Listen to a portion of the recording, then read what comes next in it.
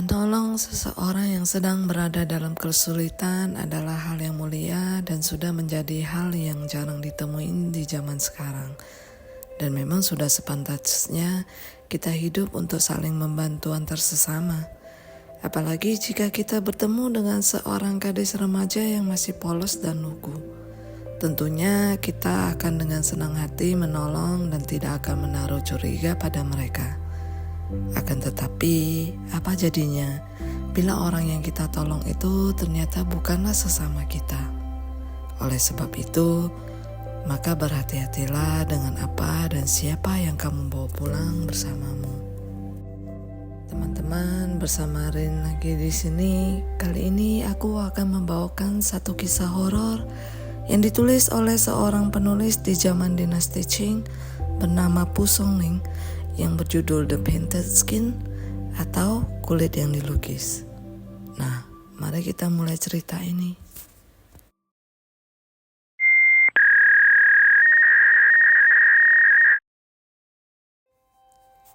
Cerita ini bermula di sebuah daerah yang bernama Taiyuan. Hiduplah seorang pria bernama Wang. Di suatu pagi dia keluar untuk sekedar berjalan-jalan dan tiba-tiba dia bertemu dengan seorang gadis yang membawa sebuah buntalan dan berjalan sendirian dengan tergesa-gesa. Dia berjalan dengan penuh rasa bimbang dan ekspresi wajah yang kesusahan. Wang mempercepat langkahnya dan akhirnya berhasil menyusul gadis tersebut. Dan kemudian dia dapat melihat dengan jelas wajah gadis tersebut ternyata sangat cantik dan berumur sekitar 16 tahun. Sambil terpukau, dia bertanya kemana gadis itu hendak pergi di pagi-pagi buta dan tak ada seorang pun yang menemaninya. Gadis itu menjawab, seseorang seperti kamu tidak akan bisa menghilangkan kesulitanku. Buat apa repot-repot bertanya? Wang pun bertanya lagi, kesulitan apa yang sedang kamu alami? Aku yakin aku pasti dapat membantumu. Gadis itu pun menjawab, orang tuaku menyukai uang. Dan mereka menjualku untuk menjadi selir ke keluarga kaya yang memiliki istri yang pencemburu dan suka memukul dan menyiksaku pagi dan malam. Dan aku sudah tidak tahan lagi sehingga aku melarikan diri. Lalu Wang pun bertanya kemana dia hendak pergi dan gadis itu berkata bahwa dia tidak memiliki tujuan. Lalu Wang pun berkata, ayo ke rumahku, tempatnya tidak terlalu jauh. Apakah kamu bersedia? Gadis itu dengan senang menerima tawaran tersebut dan dia pun membawa buntelannya dan mengikuti Wang menuju ke rumahnya.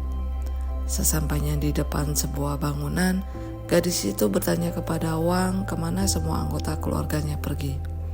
Dan Wang pun berkata bahwa tempat ini hanyalah sebuah perpustakaan, tapi merupakan tempat yang bagus. Gadis tersebut tidak keberatan dan berkata kepada Wang untuk merahasiakan keberadaannya di tempat tersebut. Dan Wang berjanji untuk tidak memberitahukannya kepada siapapun. Gadis itu pun menempati tempat tersebut selama beberapa hari tanpa ada orang yang mengetahui. Wang kemudian menceritakan kepada istrinya tentang keberadaan gadis tersebut. Dan karena istrinya takut kalau ternyata gadis tersebut adalah anak dari keluarga yang berpengaruh, dia menasihati suaminya untuk mengeluarkan gadis tersebut. Akan tetapi Wang tentu saja tidak menyetujuinya. Suatu hari Wang pergi ke kota dan di sana dia bertemu dengan seorang pendeta Tao yang menatapnya sampai tertegun dan bertanya kepada Wang apa yang telah dia temukan. Wang pun menjawab, saya tidak menemukan apapun. Memangnya ada apa? Pendeta Tao itu lalu berkata, kamu sudah disihir. Apa maksudmu kamu tidak menemukan apapun? Tapi Wang tidak percaya dan bersikeras mengatakan bahwa dia tidak menemukan apapun. Pendeta Tao itu pun pergi meninggalkannya sambil berkata, orang bodoh, beberapa orang tidak mengetahui ketika kematian sudah ada di depan mata. Wang pun terkejut. Dan kemudian teringat tentang gadis tersebut, akan tetapi dia kemudian berpikir bahwa tidak mungkin seorang gadis muda yang cantik bisa menjadi seorang penyihir. Dan Wang pun mencurigai kalau pendeta tersebut hanya berbohong untuk mengambil keuntungan. Ketika Wang kembali ke perpustakaannya, dia menemukan bahwa pintunya tertutup dan tidak dapat dibuka, yang kemudian membuat Wang curiga dan berpikir bahwa ada sesuatu yang salah. Dan dia pun memanjat dinding luarnya untuk masuk ke dalam halaman, dan kemudian dia menemukan bahwa pintu ke dalam ruangan juga tertutup. Dengan perlahan, Wang pun mengintip melalui celah-celah jendela dan melihat sebuah penampakan siluman yang mengerikan, berwajah hijau dan bergigi tajam seperti gergaji, dan meletakkan kulit manusia di atas ranjang dan melukisnya dengan kuas.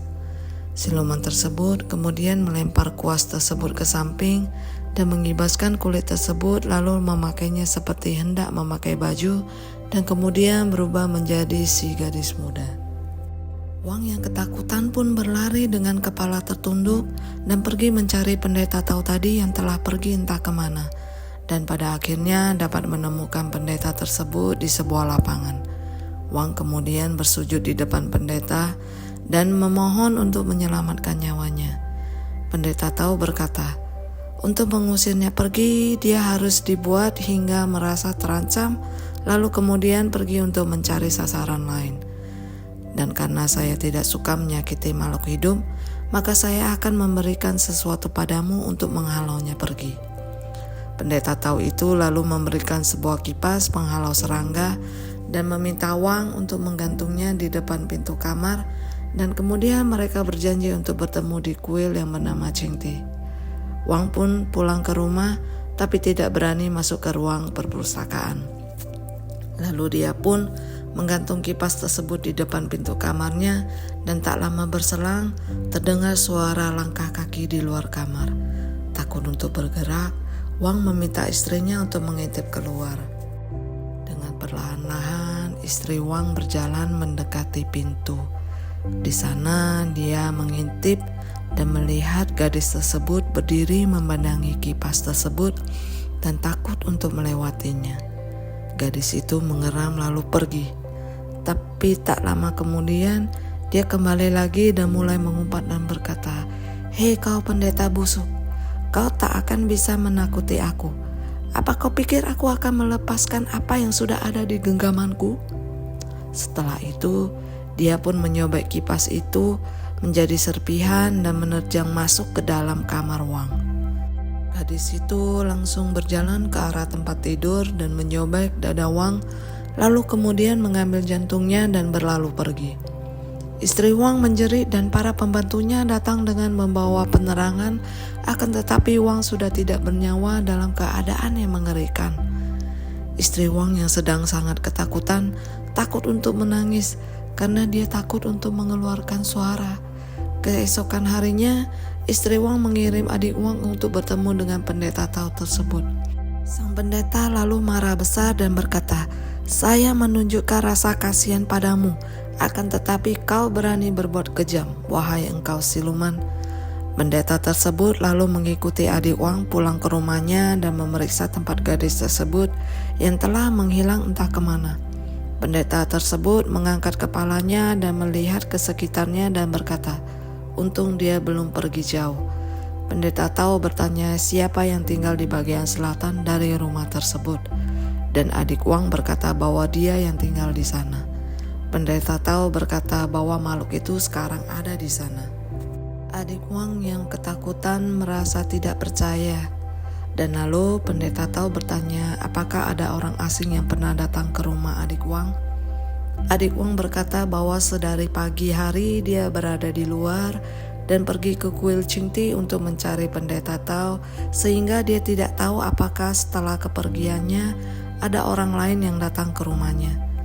Lalu kemudian adik Wang pun pergi bertanya tentang keadaan rumahnya, dan tak lama berselang dia pun kembali dan memberitahu pendeta Tao bahwa ada seorang wanita tua yang datang untuk mencari pekerjaan sebagai pembantu rumah tangga dan diterima oleh istrinya.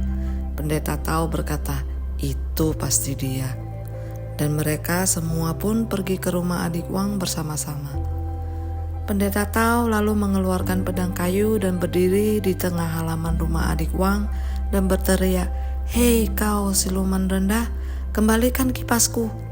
Mendengar teriakan itu, Iblis yang sedang menyamar itu pun tersentak dan hendak melarikan diri lewat pintu, akan tetapi berhasil dipukul oleh pendeta Tao hingga dia jatuh tersungkur dan kulit manusianya terlepas hingga memunculkan wujud aslinya. Makhluk itu terbaring sambil mengerang seperti binatang. Dan pendeta Tao dengan segera menggunakan pisau kayunya memukul kepala makhluk tersebut yang kemudian berubah menjadi segumpal asap menggulung dari atas tanah. Pendeta Tao membuka sebuah wadah dan melemparnya ke tengah asap tersebut dan seketika asap itu pun tersedot ke dalam wadah tersebut dan pendeta Tao pun segera menutupnya kembali dan menyimpannya ke dalam sakunya. Pendeta Tao lalu mengambil kulit manusia yang tergeletak dan menggulungnya untuk dibawa pergi. Ketika hendak meninggalkan tempat tersebut, istri Wang menghentikannya dan dengan terseduh-seduh memohon kepada pendeta Tao untuk mengembalikan suaminya. Sang pendeta Tao berkata bahwa dia tidak sanggup melakukannya. Akan tetapi istri Wang bersujud dan memohon di kakinya dengan tangisan yang semakin kuat. Pendeta Tao terdiam beberapa saat sambil berpikir dan kemudian berkata, "Kekuatanku tidak sesakti itu. Aku tidak dapat membangkitkan orang yang sudah mati. Tapi aku akan memberitahu padamu siapa yang bisa melakukannya, dan apabila kamu dapat mendekatinya, kamu akan berhasil. Pergilah ke kota. Di sana ada seorang maniak yang suka menghabiskan waktunya berkutat di dalam kotoran. Bersujudlah di depannya dan memohon kepadanya untuk membantumu. Jika dia menghinamu, janganlah marah." Adik Wang tahu siapa orang yang dimaksud oleh pendeta Tao tersebut, dan setelah mengucapkan selamat tinggal kepada pendeta, adik Wang dan kakak iparnya pun berjalan menuju ke kota.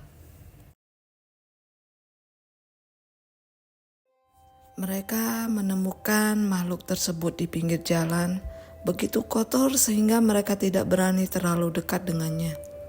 Istri Wang mendekatinya sambil berlutut, dan maniak itu berkata kepadanya, "Apakah kamu mencintaiku, hei cantik?" Istri Wang pun menyampaikan apa maksud kedatangannya. Akan tetapi dia hanya tertawa dan berkata, "Kamu bisa mendapatkan banyak suami yang lain, kenapa harus menghidupkan yang sudah mati?" Tapi istri Wang tetap memohon kepadanya yang membuat makhluk itu berkata, "Sangat aneh. Orang-orang datang kepadaku untuk membangkitkan kembali anggota keluarganya yang telah mati seolah-olah aku adalah raja akhirat." Dia lalu memukul istri Wang di depan banyak orang yang berkumpul dengan tongkatnya, yang diterima oleh istri Wang tanpa mengerang. Setelah itu, dia membuat sebuah pil yang menjijikkan dan dia meminta istri Wang untuk menelannya. Sampai di sini, istri Wang menangis dan hampir tak sanggup melakukannya. Akan tetapi entah bagaimana akhirnya istri Wang dapat menelannya. Makhluk itu pun berkata, "Betapa kamu mencintaiku." Lalu berdiri dan pergi tanpa melihat ke arah istri Wang lagi. Mereka pun mengikutinya ke dalam kuil sambil memohon dengan suara kencang. Tapi makhluk itu menghilang dan tak dapat ditemukan kembali. Dengan perasaan marah dan malu, istri Wang pulang, menangis dan berduka untuk kematian suaminya, menyesali semua langkah yang telah dia ambil dan berharap untuk mati. Setelah menjadi sedikit tenang, istri Wang pun berdiri dan mulai mengurus mayat suaminya karena tidak ada pelayan yang berani melakukannya, dan bersiap-siap untuk menutup luka mengerikan yang menjadi penyebab kematiannya. Sambil terus bekerja di tengah isak tangisnya, dia merasakan ada benjolan yang terus membesar di tenggorokannya, yang kemudian dimuntahkannya dan muntahannya terjatuh tepat ke dalam luka mayat suaminya. Dan sesaat kemudian, terlihat ada detakan dan mengeluarkan asap hangat. Dengan bersemangat, dia pun mulai menutup luka tersebut dan memegang bagian sisi dari luka tersebut dengan sekuat tenaga yang dia miliki.